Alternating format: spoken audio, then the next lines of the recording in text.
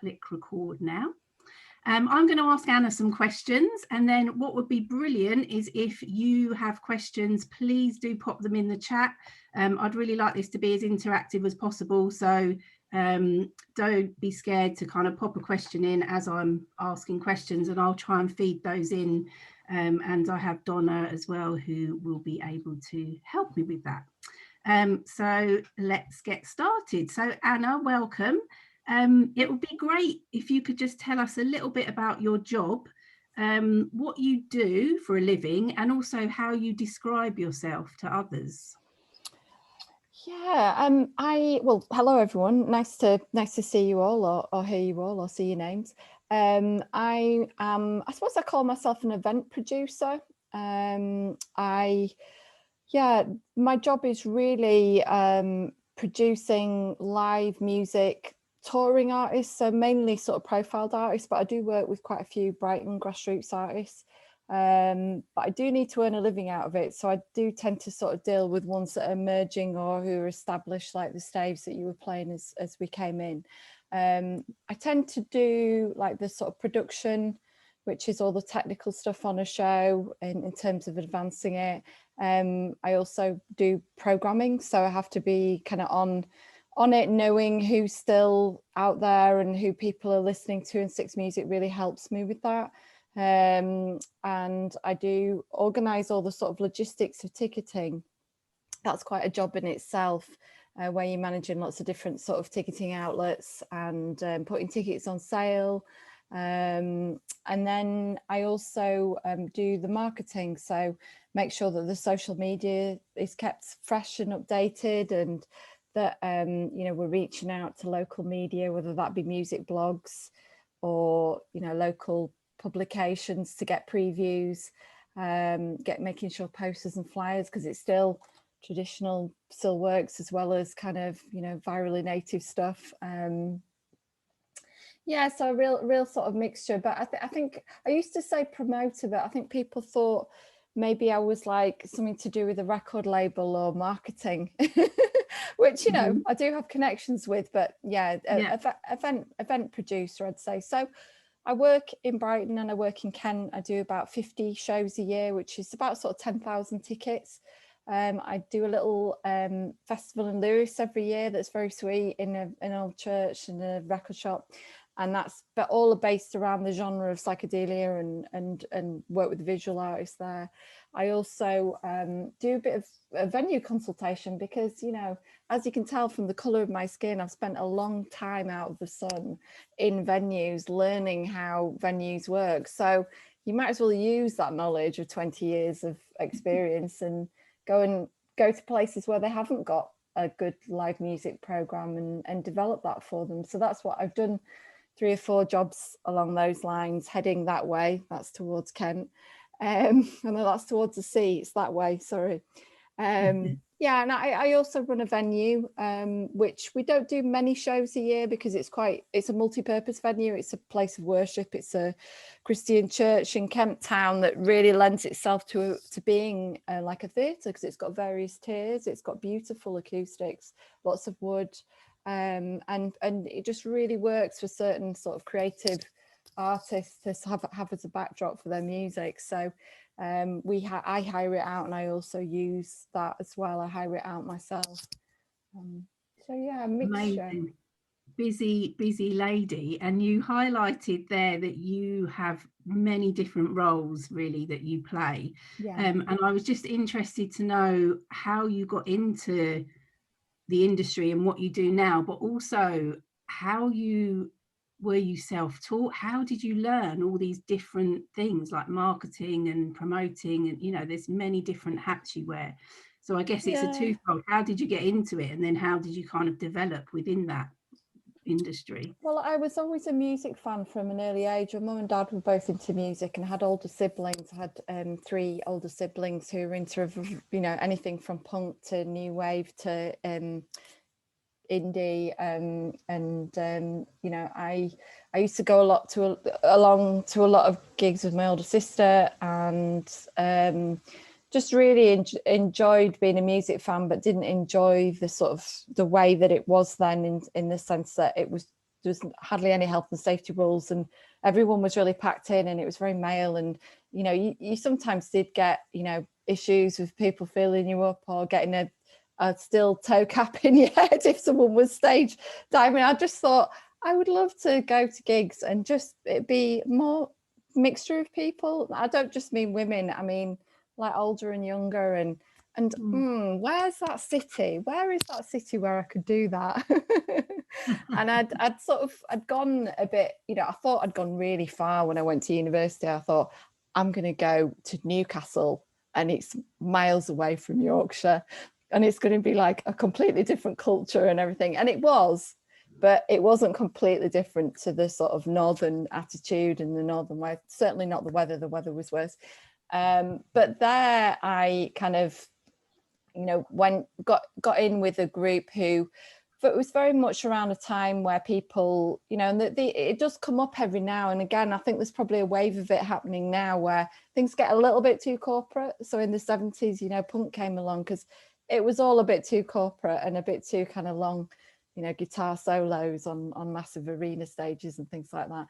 And then, you know, in the late 80s, early 90s, when I was at university, it was, you know, people were, there was, you know, the music industry was really getting into its own, and it was, you know, becoming a bit more of a product, you know, and I think people just wanted to be able for it to be tangible, and for it, you didn't have to go through lots of layers of people like managers and agents, things like that, to put a gig on or to, you know, release your own record. You didn't have to be Warner's, you know, you could be your own little creative label. So I got in with some people who did that, and then, you know, they were involved with Riot Girl, and I saw quite a lot of Riot Girl bands, and they were bands that were just about sort of changing the mood in the room with gigs. So not that kind of jostling full onness. So there was an element of that, but it was, you know, sometimes it was all women, sometimes men were at the back, just to sort of see, well, let's just see how that works, you know. And I really enjoyed that, and I really enjoyed just communicating with people on the door and getting to know people, and, you know, just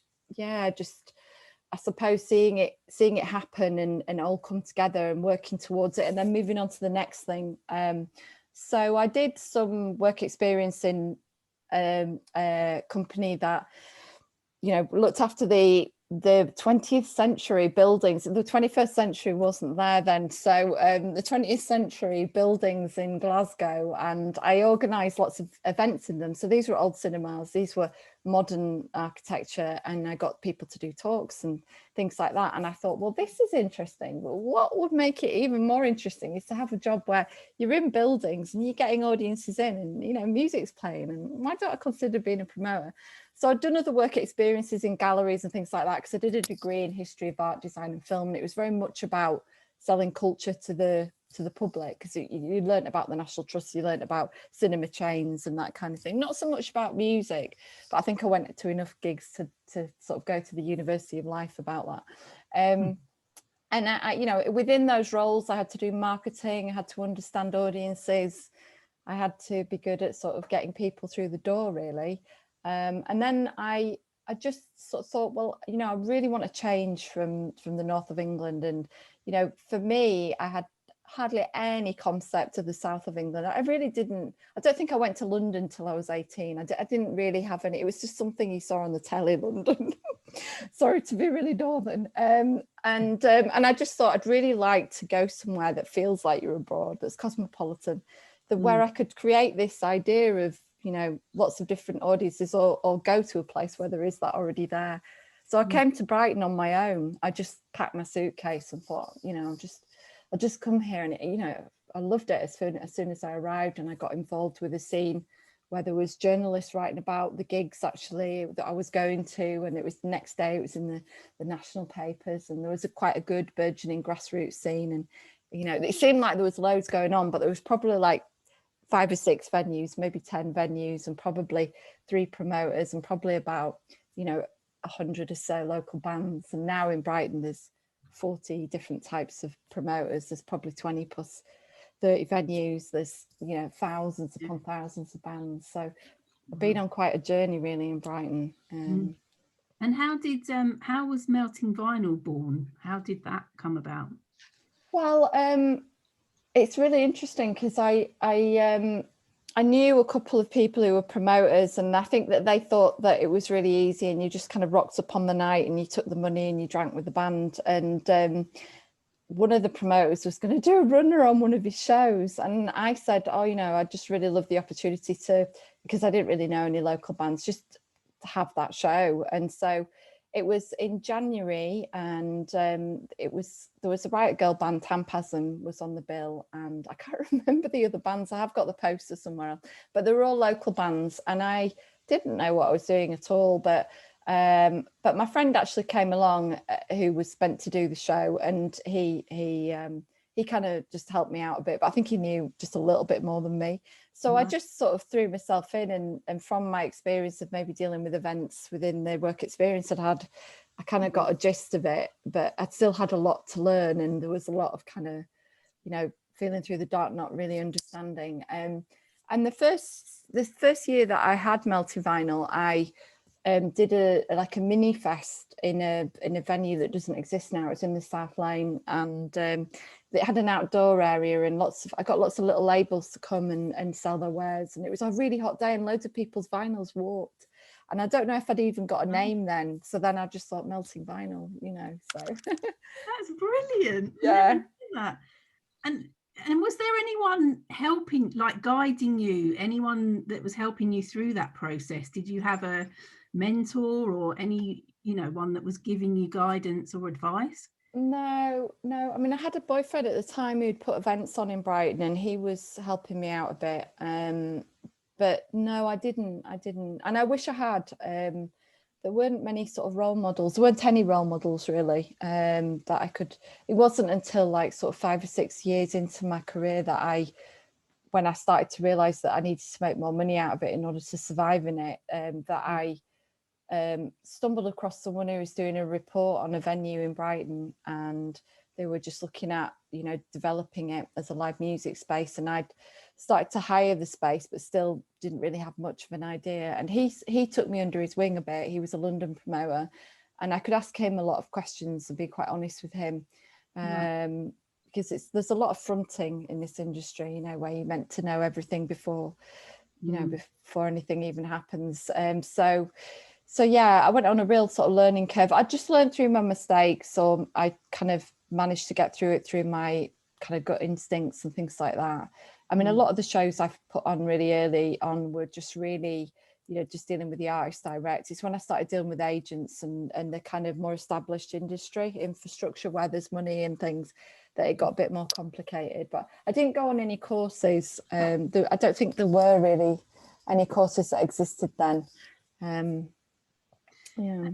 And can you tell us about any particular challenges that you faced when you started your career, or any challenges that you still face within the industry?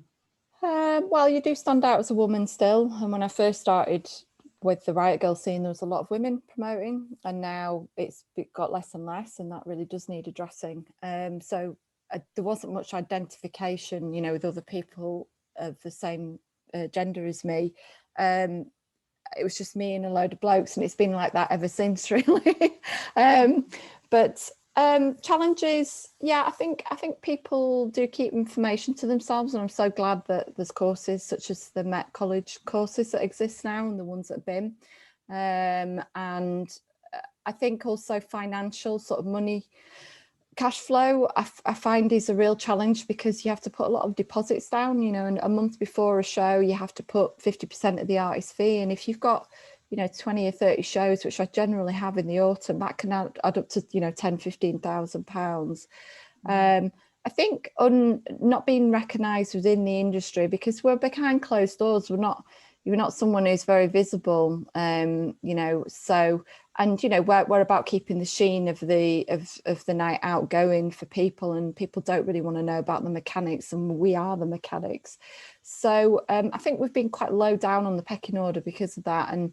And since COVID has happened, my trade body that I joined actually just after COVID hit, sort of in April, May, it's become a lot stronger. So that's the Association of Independent Promoters, and we've really sort of come together and just sort of pushed our sort of profile, because there's quite a few trade groups now. There's one for labels, there's one for festivals, there's one for venues.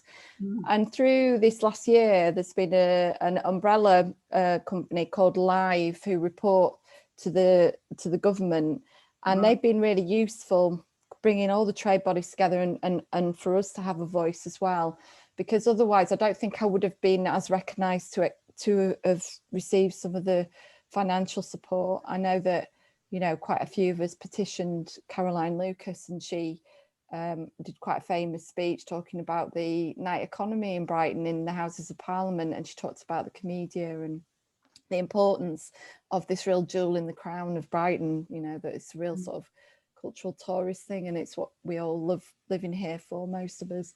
And that really helped, you know, to really push our position, and it meant that the council actually focused some of the money on our industry. So I'd be really interesting to see what happens as we open up. You know, there has been talks about, it's a funny word, but about having a nightmare in Brighton, which is kind of the same. They have it also in Manchester, someone who really champions the night economy. Yeah. Rather than a nightmare, it would be a nightmare. Yeah. I think I also just the sort of like late nights is also a real challenge. You know, it's a lot of times where you're kind of working really late, and then you have to answer emails first thing in the morning and be in the office. So it's quite sort of punishing hours sometimes. Yeah. And what was, you talked a little bit about your kind of route into what you do now, but and you said about going to university, but did you take the traditional path of, you know, GCSEs and A levels and uni, or did you kind of, is there any advice you've got on that? Well, I'm not very academic, and I shouldn't say that because I teach at BIM, but I think I'm practical and I've picked it up along the way. And I think I just had a very enthusiastic father who never had those opportunities, who really pushed me. I don't know if I really should have gone to university. I did struggle, but I did enjoy it. I did GCSEs, I did A levels. The grades weren't anything to talk about. But I did a foundation in art and design, which my dad really didn't want me to do. He just didn't understand it. It was like, what job can you get out of that? But there I kind of met my tribe, and I kind of learned a lot about the kind of subcultures and art and that kind of world. And it just felt very sort of free that year that I did. So I really, that sort of maybe opened me up a bit more to, you know, culture and what's out there, coming from, you know, very kind of straight Bradford sort of background, really. Yeah, so I mean, I think that it's good to go to university or do a course when you're looking at, you know, the events industry, because there's a lot to learn, and you can really, you know, just equip yourself with the tools you need, because it's only when you hit a brick wall that you kind of really need all this experience that some great tutors can bring to you and help you out with. And it's such a resource, and it's also a place where you can make mistakes for 3 years, where, you know, at university, or maybe a couple of years doing an FE course, where and learn from them, you know, and then launch yourself out into the world. I didn't really have that sort of period, because I know that with courses now, I think at the same time you have to be putting events on, because the penny doesn't drop, really. I always find students understand the material a lot better if they're being taught it and then they do the events. So, you know, a combination of that I would really recommend, you know. Great. And what about work experience and internships? What's your kind of take on that, and how people might get into internships or work experience within the industry? Oh, I would say do as many as you can, just sort of equip yourself with lots of different connections, because really it's all about being on the inside. I'm sorry to say this with the industry, but it's like that. You really are either on the inside or you're on the outside. And you really do need a help to get in when you're kind of young and you don't really have many contacts. So doing work experience, because I work for Essential in Brighton, I work for Family Entertainment. Some of the people who are probably my age will remember these companies. And you know, I did their poster distribution around Brighton. That was my main job. And you know, I got to know a lot of kind of places around town and venues and people, and that sort of launched me really into it. So, you know, internships help you on the inside, and also they just help you work out what you want to do. So, you know, I did quite a mixture of internships, from, you know, working for architects companies to galleries to, you know, working on festivals and things like that. So it just gave me chance, just a little bit of space to not completely commit myself, because it was only for a period of time, gather a few skills up and think, actually this suits me or this doesn't. And also, like you said at the start, you know, there's so many different skill sets that are involved in being a freelancer, self-employed, setting up your own business. So actually any bit of skill or knowledge you can get along the way is always going to be worthwhile in some form or other. Yeah, definitely. I mean, I think it's good to sort of have that support. You know, I think throughout your career, that's something I've missed. It can be quite a lonely job. Especially when people keep information to themselves and not prepared to share it, which I've experienced. So I'm very much about sharing it, and, you know, having quite a lot of young people involved in my company and teaching at BIM, and just getting students in on the inside, really. Yeah. What would you say, or how do you link up with people in your industry, like networking? Have you got any kind of advice on that, on how to raise your profile, or to how to be even? Because I know networking can be really daunting for some people. I think it's good just to, you know, if you're in a band or you know, you got a particular skill and you started to do a few events and things like that, just tag people into your social media, and they get to know you and your name gets around. You know, like I say, internships, you definitely get networked up. I think conferences are good, you know, like the Great Escape, though they can be really daunting. I mean, I'm sort of middle-aged now and I find it daunting, so goodness knows what someone who's sort of 16 or 18 feels about them. You know, yeah, LinkedIn is good, which is like a professional profile site, and just any opportunity to get to know people and be part of panels. And you know, I found like this one, it's, you know, it's because it does open up my kind of connections with people and keeps me in contact with people. Sometimes you have to do a bit of eyeballing, so that means going up to London and facing people sitting in their office, and they may be extremely busy and you may feel like they're really, like, you know, not interested because they're so busy, but you still just have to plow ahead and just fight your corner, because if you don't fight your corner and say who you are, then who is going to, you know? So, you know, agents don't really, who supply me with the artists, they have a roster, which is like sort of a group of artists that they supply for events. So they don't really come to Brighton. They don't, they maybe go to the London show and maybe somewhere snazzy abroad. So there's not much opportunity to kind of get to know them. So you have to sometimes, you know, bite the bullet and just go up and kind of, you know, go see them or go to festivals and try and meet up with them there. It's interesting, at the Great Escape, a lot of the time the agents want to deal with international bookers, so the UK based ones, you don't always get to hang out with them either. Right. So yeah, so I would say that you just got to get yourself out and about, really, but also not be too stressed about that. You know, as long as you're running a good social media platforms and that you've got really lively content and you're tagging people in, and you know that you will get your sort of name out there, really.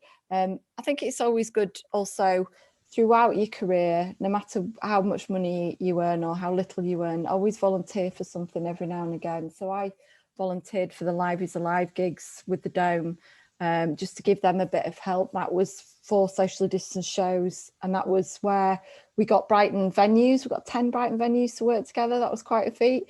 And work on programming the Dome when all their venues were shut, just to highlight the fact that everyone was missing each other and how amazing the kind of live music industry is in Brighton, and please don't forget that we're going to come back, type thing.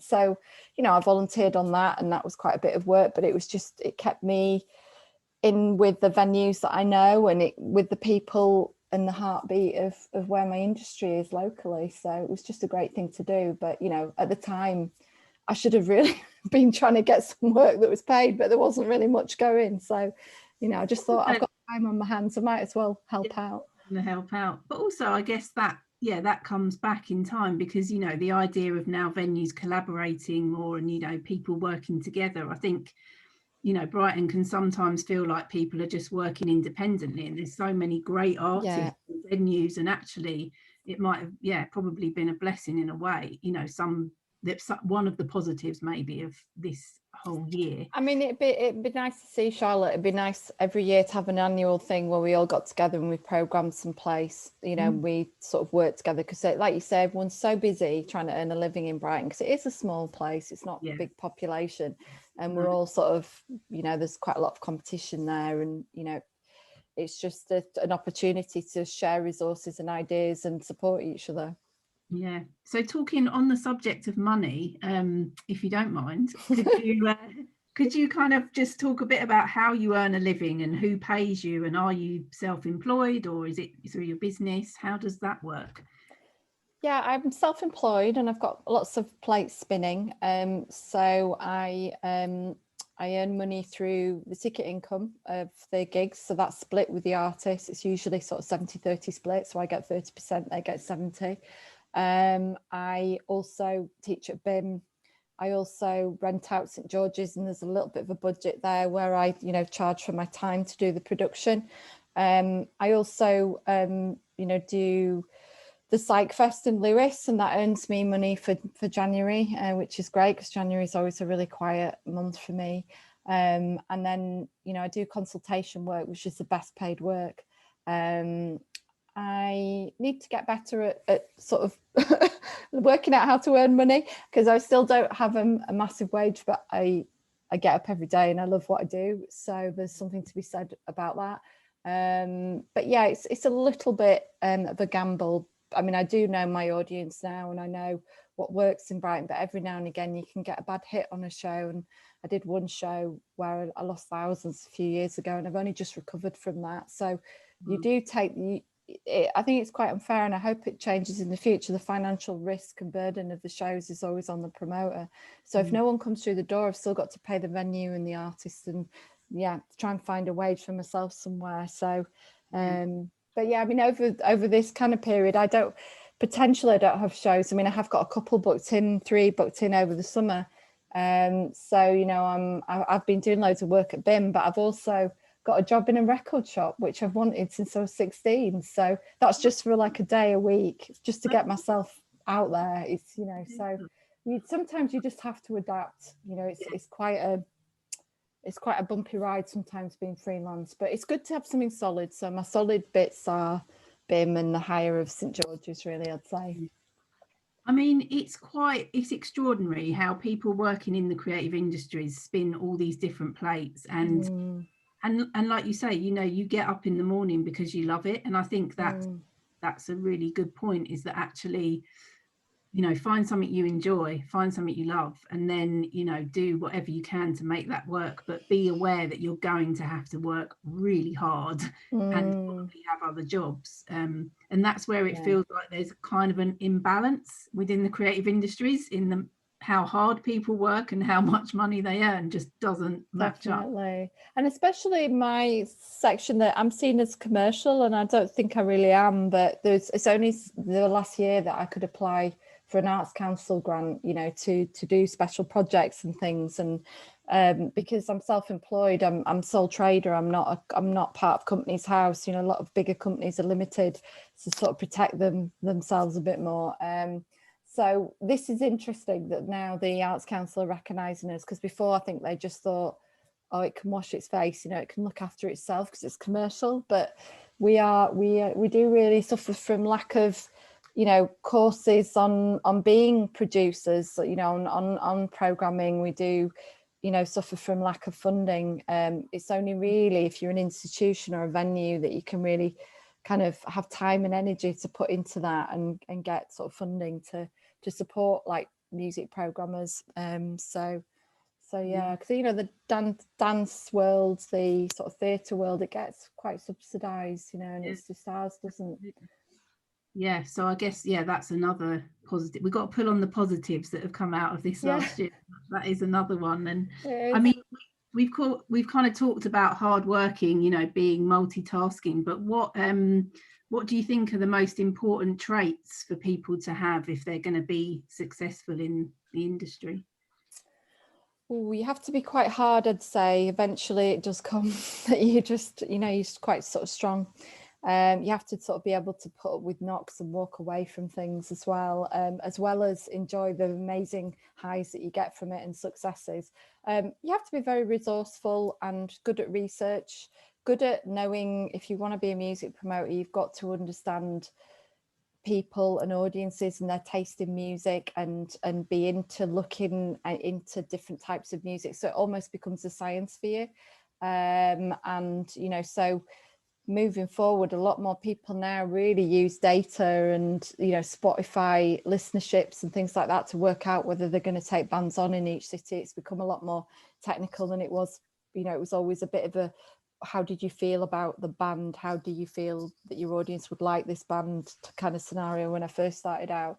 I think it's good to sort of always have the grounding of business. It's something that I really tried to, you know, shy away from, and I wasn't going to conform, but I wish I just had. So, you know, do maybe, you know, any free courses you can get on where it's to do with doing budgets and learning how to sort of do admin and yeah, all those kind of things. You've also got to really be good at fighting for your personal life, because boy, does everything come in to take away all your time. So, because that's very good for your mental health to have a work-life balance, and it's very hard to when you're doing this job.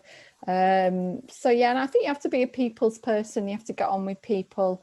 You know, you have to have a good sort of way about you, and that comes across in emails or, you know, when you sort of meet people.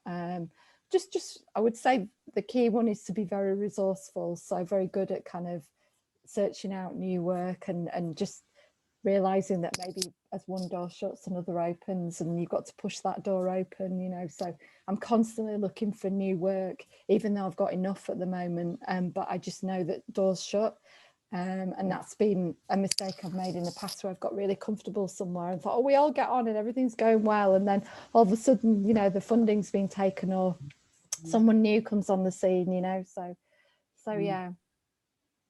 Brilliant. And have you got any survival tips that you could share with anyone, with everyone, sort of tips and tricks on things that you know now that you wish you'd known when you were college age, maybe?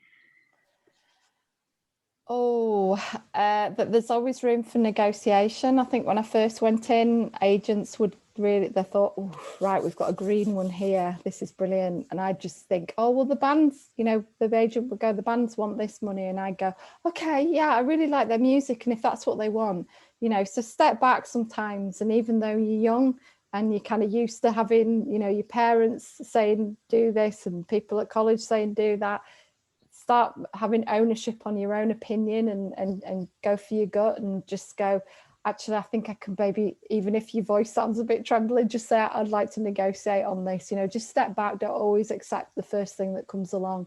Maybe try and, you always want to do more than less. And I think sometimes you just got to, you've got to obviously throw a lot at the wall and do a lot of shows and things like that, but don't do so many shows that it kind of waters down the kind of quality and the sort of presentation of your gigs, really, you know, in the sense that, you know, you disappoint your audience because they're so key to your survival.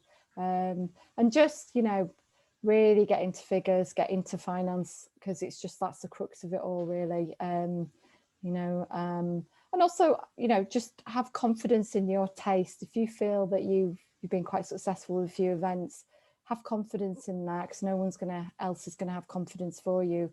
And what happens is someone else is going to come along and swoop, you know, it out of your hands, unless you roll with it and have confidence with it, because they go, oh, that's a really good idea, I'm going to take that. And that's what it's all about. Unfortunately, everyone nicks each other's ideas and rolls with it. Absolutely. And what about you talked a little bit about how, you know, if musicians, bands, how they want to kind of how they could get their music out, but from a promoter or an event producer point of view, is there any advice you could give for musicians on how they could approach promoters? Is it mainly through agents now, or, you know, is there still I think it's good to get a good team around you, because then they sometimes have got the path to making it easier for you to get into the industry. I think sometimes just knowing what level you're at, sometimes the promoter isn't quite ready for you yet, or you're not quite ready for a promoter. So do as much as you can to prove that you are ready for a promoter. So do your own gigs, you know, design your own posters, do your own door, put the bill together. And then that, you know, build your kind of reputation around a town, a city by doing that, and then go to a promoter. Promoter's not going to take you on if you don't have many followers on social media, unless you're really amazing music and they've already got a headliner that's going to bring everyone in. That might happen. Just be prepared to keep asking, because you know, you just get so busy that you forget. It doesn't shout out at you all the time to have a look at your artist, because I've got an artist inquiries email and someone else handles it and they put it all in an Excel. And if they don't email it to me, I forget about it sometimes. And I really need to keep in touch with that, because that's my future artist, that's my future audience. So it's just, you know, just keep on at people, turn up at people's shows as well and say, you know, I really like what you put on, and I understand what you do, and my band's really the right kind of stuff for you. So, you know, try and get out of town by doing gig swaps with other artists. So, you know, just look around the country for artists that are similar to you and ask to do a gig swap. You have Yeah, to try, you know, to do that. But you just got to be very persistent. Yeah. And that heading home at any someone's got their something back there. Someone's got their mic on. I don't know who it is, but maybe if you could mute, that'd be fun. I think there's a question here. I was just going to feed in. It fits really nicely actually with what you're talking about moving around. And so Ben has just said, you mentioned moving to Brighton earlier. Could you see yourself heading home at any point in your career and building something back there? Because he's moved from a county whose nightlife was suffering pre-COVID, and just wonders whether he'll be better off trying to revitalise his hometown scene as opposed to fighting to stand out from the crowd in Brighton. Good question.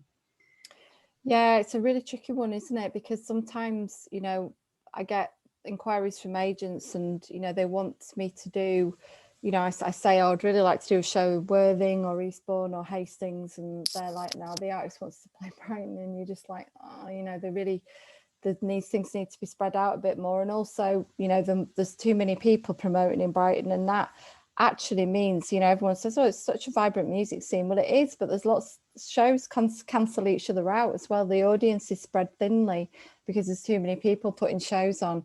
I mean, I did quite early on in my career, I did start promoting in Leeds. I missed my family, and my sister was starting to have kids, and I really wanted to see them on a regular basis. And I thought, aha, I know the idea. I'll put shows on in Brighton, I'll put them on in Leeds. So I went back, and there weren't many promoters there. I mean, Leeds is obviously not a good example because it probably was quite thriving in the music industry. But I would recommend trying to create something in your own town, in your own city, and just developing, because it all has a knock-on effect. There's an amazing, you know, kind of circle that starts being created, you know, because then record shops might pop up, local bands might, you know, the local scene might improve because someone's really investing time and energy into it. You know, it's all interconnected, really. And so I would really recommend that. I would, you know, try and do something in your own hometown if you can. I think it's just, there's just too many promoters in Brighton. I don't want to put you off, because it'd be nice to think there'd be room for everyone, but yeah, I think you know, there's things bubbling under the surface now, and in Worthing, and it's really exciting that that's happening. You know, I just hope more artists start playing there as well, because there's an audience there, and a ready-made audience. There is in Hastings, there is in Eastbourne. You know, it's just, there is a certain mindset, and sometimes these agents don't get out of their offices enough. You know, they should be encouraging these areas, these new areas where there's potential for new markets and, you know, money for artists as well. Absolutely. Great. Thank you, Ben, for that question. Yeah, good question. I would love for me to stop asking all the questions now, and for people to feed in some questions. So Please do feel free to put any questions in the chat, or feel free to unmute yourself and just ask away. And we've got about another 5 minutes or so of Anna's time, so she's here to answer your questions, so please make use of her and ask. Great, here we go. So we've got a question. Have you put on festivals in parks in Brighton before? If so, who did you have to get in touch with about renting the space? And do you have any contacts for them?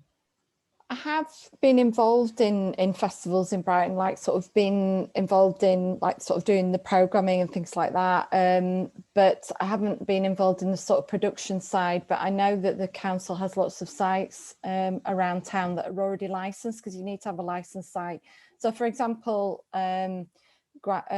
Peter's Church, I believe outside there has a license now.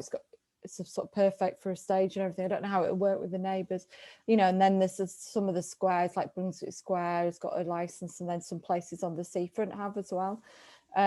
So what I would recommend is you probably speak to the licensing department at the council. It's quite easy to get hold of them. There's just a number on the council website. Don't feel afraid to do that, and just say, you know, what could you send me a, point me towards a resource where there's it says about areas that are licensed. But if you're new to it, I would say try and get a mentor to help you do that. It's quite a job, really, because there's a lot of hoops to jump through in terms of health and safety. And if you're putting on a bigger event, you need to be in touch with the police and the fire and all this kind of thing. But it might be worth you looking at some smaller community festivals that are in Brighton and see if you can get a bit of a home there, and then taking it from there. Because I don't really know anyone who's really been that successful with festivals, the bigger festivals in Brighton. They've always had a bit of a bad, apart from maybe there was one that was out at Stanmer Park that I think it's metamorphosized into something else that's more sort of dance club culture based. But yeah, I mean, the Great Escape, but that kind of is from London. It plants itself, and it's inside venues. So, but I really was hoping that with COVID happening and everything, that Madeira Drive got closed, and I just thought it'd be great to have a stage there. I just wondered if little stages would pop up around the town, and because it seems mad that as a city we don't have that over summer. That it'd be great to have some stage that we could all use over summer, and because the weather's better down here, isn't it? So why do we not have that? Why do we not have that outdoor festival culture in Brighton? I think everyone in Brighton goes to festivals elsewhere. There's a lot of community ones that are quite good, so Sophia's asked, as a 17-year-old singer-songwriter from Brighton, how should I approach getting myself out there? I've got social media accounts for me as an individual artist and for my band. Do I start emailing promoters with links to music? Well, I would say, like I said before, Sophie, that it's probably best for you to organise your own gigs if you haven't done too many, or try and align yourself with an artist either in Brighton or outside of Brighton. Maybe start off within Brighton, who might take you under their wing a bit and give you a few supports. It might be worth you approaching a few sort of venues and things like that, and as well as promoters, and just saying I'd like to be first on the bill. If you've got if you've got a crafted stage show that you can do, then people will take you on. It's just getting there. It's real chicken and egg, isn't it? Because I don't think promoters will take someone on who hasn't done a few shows, but then how do you do the few shows? So I would recommend first of all just aligning yourself, getting to know your local community, getting to know the local bands, getting to sort of try and get on a bill with someone who's similar to you, or put the gigs on yourself. If no one will put you on at the moment, just do it yourself. And it's quite easy to do a smaller grassroots gig, but maybe try and get someone to help you with it as well, so you're not on your own with it. But if sorry. I was just going to ask how someone might go about putting on their own gig. Is there a certain route they should go down, or? I don't know if you can actually hire a venue in Brighton if you're 17. I was sort of thinking that actually you probably need to be 18, which is a real shame, isn't it? I mean, if you're in college, maybe try and organise it through college, and then you've got that kind of support really, to you know, at BIM we do that, you know, so the students to get, you know, they do it in a team or whatever, but it might be worth getting a few people around you and approaching it yourself.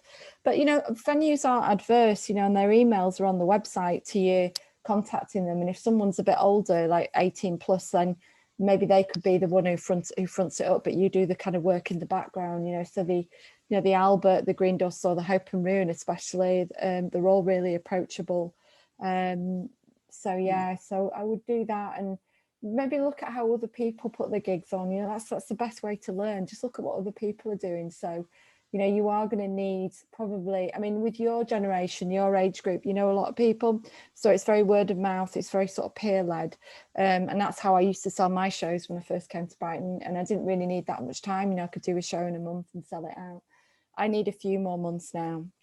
So I would say give yourself a bit of time and just be really prepared in terms of your social media posts, in terms of your, you know, have a Facebook event page. I know your generation maybe doesn't like that, but, you know, it's a good place to get everyone to congregate. You know, do some print, maybe sell some tickets in resident. You can just contact ticketing companies and they you know, they can arrange tickets to be sent out. But I would say if it's your first time, try and find someone, you know, and if you want to email me, I'm sure Charlotte could pass my email address on, then, and I'm really happy to, you know, to give you a bit of advice on that. Yeah, that's really good advice, thanks. Sophie is also, just a second part, asked if you think there's more attention given to bands rather than individual artists. She's really confident in songwriting, but think it would be better for publicity if it was a band, if I was with a band. What are your thoughts on that? Oh, that's an interesting question. It's not one I thought of before, but maybe if there's more people in a band, then there's, you know, there's probably more of a chance of people networking out and getting people along to gigs and getting their name out there, really. And with a band, I suppose if certain band members leave, it's not always a, you know, a bad thing. You can change it around. Whereas if it's just one solo singer-songwriter or a duo, you know, there's a lot at stake, isn't there? If that group doesn't work out, if the sort of solo and duo doesn't work out. But yeah, no, I imagine it is hard. I imagine it's quite lonely as well, sort of on your own trying to do things, but do try and sort of reach out for support on that. But, you know, there's I would say that, you know, there's some strong singer-songwriters in Brighton that I promote, and they have to just be that. They just have to be very sort of determined and strong. And, you know, it's good for you to know the mechanics, so don't shy away from that. Just really sort of learn how to put your own gigs on, learn how to do things yourself, and then you're really equipped and informed for when you do, you know, you can get a manager and you can get a team around you. But yeah, it might be worth sort of trying to find your own community, and a few of you, if you're on your own as singer-songwriters, just, you know, meeting up every now and again and coming up with ideas. Yeah, and like you said, learning from others and watching what others do. I think that's really good advice, to learn a lot from others. Brilliant. Ben's just said, in regards to you saying earlier, you're either in the industry or out of it, what surprised you the most after making the transition from somebody who just wanted to work in the industry and somebody who actually works in it?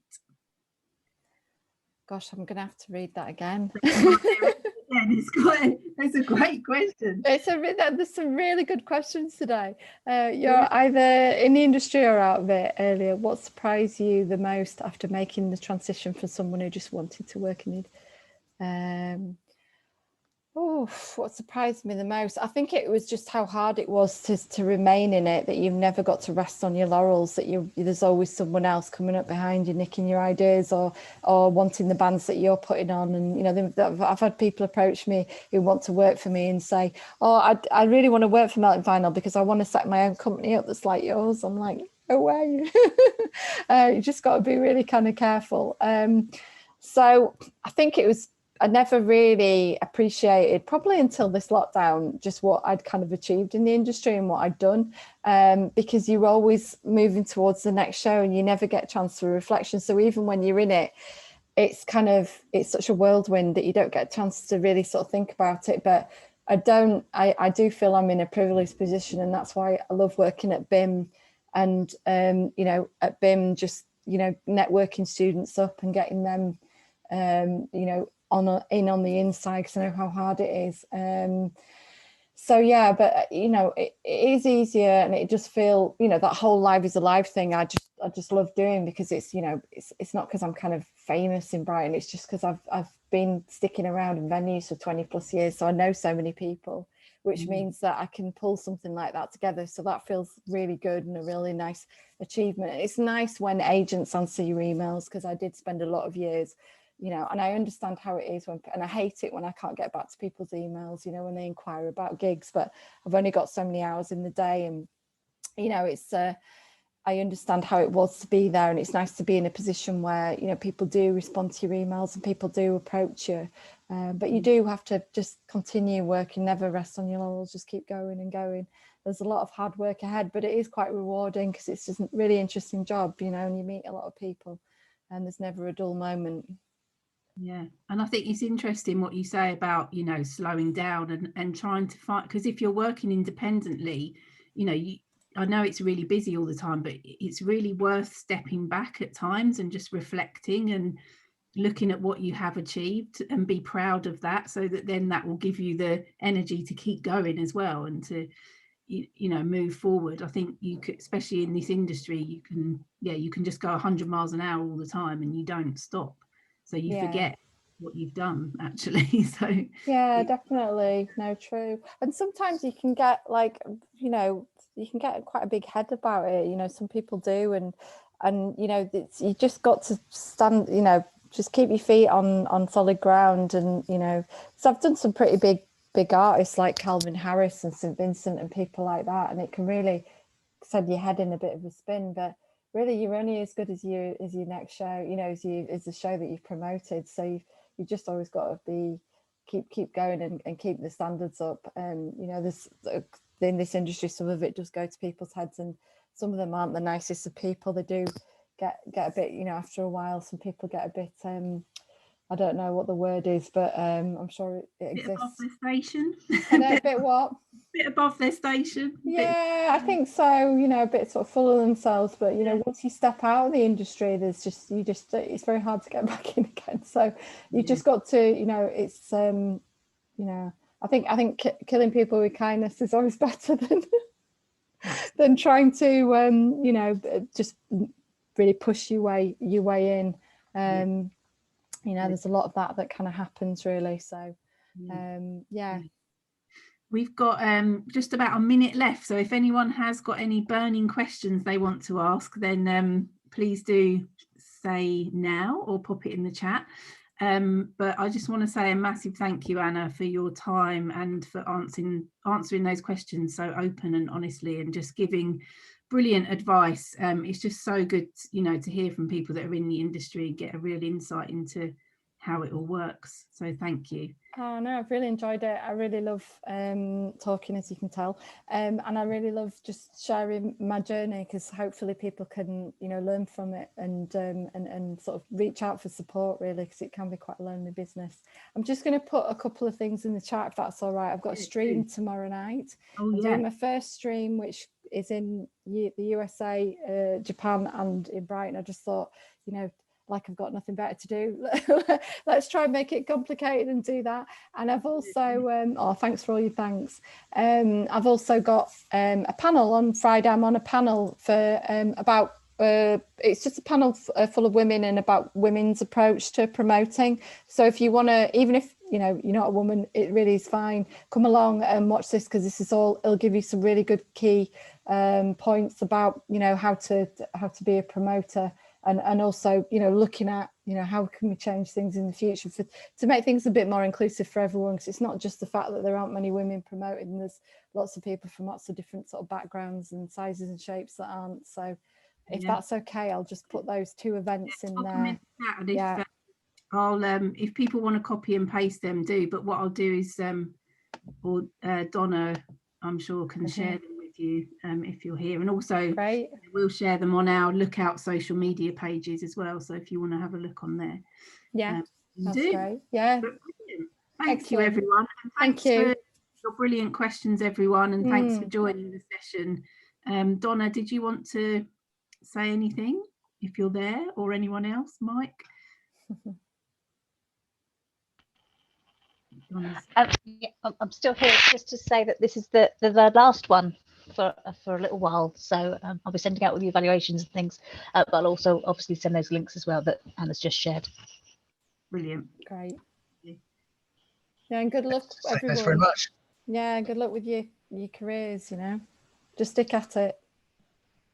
Yeah, brilliant. Thanks, everyone. Thank you for joining. See you all again soon. Bye. Thank you. Thank you. See you, Mike. Bye, Donna. Thank you. Take care. Bye, Gregory. All the best to you. Thank you. Bye.